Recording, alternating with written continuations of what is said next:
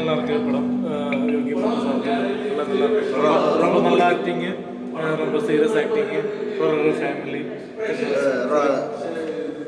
கண்டிப்பாக தியேட்டரில் வந்து பார்க்கணும். நல்ல காமெடியாக இருக்குது, நல்லൊരു എൻ്റർടൈൻമെൻറ്റ് இருக்குது, നല്ല പുതിയ നായിക இருக்குது, നല്ല സീരിയസ് ആയിട്ട് കാണേണ്ട ഒരു തമിഴ് മൂവിയാണ് யோகி பாபு. ரொம்ப ஃபீலிங்ஸ் ஆகிருக்கு, இன்ஸ்பயர்டி, ரொம்ப ஃபீலிங்காக இருந்த படமாக இருக்குது. கண்டிப்பாக தியேட்டரில் வந்து பார்க்கணும். யோகி பாபு சார் காமெடி அல்ல செய்து சாதா மட்டுமே காமெடியாக மட்டுமே கண்டிப்பாக. இப்போ இந்த படத்தை மட்டுமே ரொம்ப சீரியஸாக இருக்குது, நடிச்சிருக்கு, நல்லா இருக்குது. கண்டிப்பாக தியேட்டரில் வந்து பார்க்கணும். കോമഡിയിൽ കൊണ്ട് സ്റ്റാർട്ട് ചെയ്തപ്പോൾ പിന്നീട് പിന്നെ കഥയ്ക്കിൽ ഒരു മിസ്സിക് ലെവലിലേക്ക് പോകും. അപ്പോൾ ക്രൈം നടക്കുന്ന ആ ക്രൈം എങ്ങനെ അങ്ങനെയൊക്കെ കുറേ സസ്പെൻസുകളൊക്കെ എടുത്തിട്ട് നമ്മളൊരു ആകാംക്ഷയുടെ മുന്നിൽ നിർത്തുന്ന രീതിയിലാണ് യോഗി ബാബു കൃഷ്ണവേണ്ടി കൊള്ളാം, കഥാപാത്രങ്ങൾ, പിന്നെ അതിൻ്റെ ദൃശ്യം, ക്യാമറ നന്നായിട്ടുണ്ട്. ചിത്രം മലയാളി സംവിധായകൻ്റെതാണ്, വിനീഷ് വില്യൻ. ഇതിനു മുമ്പ് തീക്കുളിക്കും പച്ചമരം ചെയ്ത് നല്ല ഹിറ്റായ ചിത്രമാണ് പുള്ളി. അതുകൂടാതെ അത് തമിഴ് ചിത്രമായിരുന്നു. കല്ലായി എഫ് എം എന്ന് പറഞ്ഞാൽ ഒരു മലയാള ശ്രീനാഥ് ബാസി വെച്ച് ചെയ്തതാണ്. ഇങ്ങനെ ഒരു പാരമ്പര്യമുള്ള നല്ലൊരു ഡയറക്ടറാണ്. പിന്നെ ഒരു സാക്കറേലി പ്രൊഡ്യൂസ് ചെയ്ത ചിത്രം. ഈ പടത്തിൻ്റെ കഥാതന്ത്വം എന്ന് പറഞ്ഞാൽ യോഗി ബാബു നായകനാണ് ചിത്രം.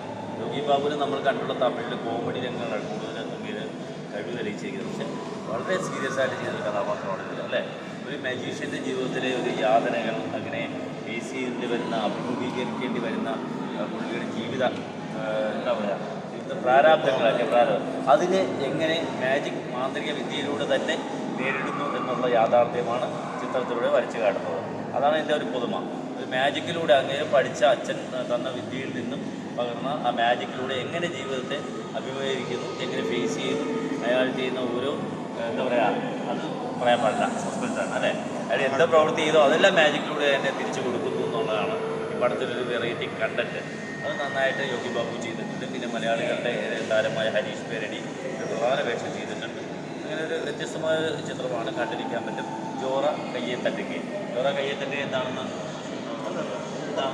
എല്ലാ കാര്യങ്ങളും ഒരു കയ്യടിയോടുകൂടിയല്ലേ തുടങ്ങുന്നത്. മാന്ത്രിക വിദ്യ നമ്മൾ കണ്ട മാജിക് ഷോ, അതാണ് ജോറ നന്നായിട്ട് കയ്യടിക്കും എന്നുള്ളതാണ് മലയാളത്തിലത്. ഇത് തമിഴ്നാട്ടിലും കേരളത്തിലും റിലീസായിരിക്കും ഒരേ സമയം. ഒരു മസ്റ്റ് വാച്ചോട് മൂവിയാണ്. ഞാനിപ്പോൾ ഫോറമാളിൽ നിന്ന് ഈ പടം കണ്ടിറങ്ങിയതേ ഉള്ളൂ.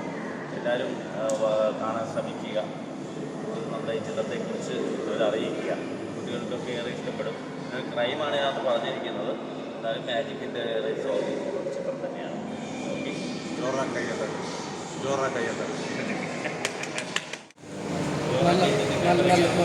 നല്ല പടം. തിയേറ്ററിലെ തണുപ്പിനിടയ്ക്ക് ഒരു ചൂടായി നല്ല പടം, ഗംഭീരമായിരിക്കും. അതിൽ ഇതുവരെ കണ്ടിരിക്കുന്നു. അത് പ്രധാന മെയിൻ സ്ട്രീമിലെ മെയിൻ ഹീറോ ആയിട്ട് വരുന്നു. തീർച്ചയായിട്ടും നല്ല ക്യാമറ വർക്കാണ്, നല്ല ഡയറക്ഷനാണ്, അഭിനയിച്ചവരെല്ലാം ഓക്കെ. ക്യാമറ നല്ല ലൈറ്റിങ്, സോങ്ങെല്ലാം നന്നായിട്ട്. എന്നാലും അടുത്ത സോങ്ങിൽ ആളുകൾ എഴുതുന്നതാണ് എൻ്റെ വിശ്വാസം. കണ്ടത് പറ്റും നന്നായിട്ട് ചെയ്തിട്ടുണ്ട്. യോഗി ബാബുവിൻ്റെ ഏഴിലെ സുരക്ഷ.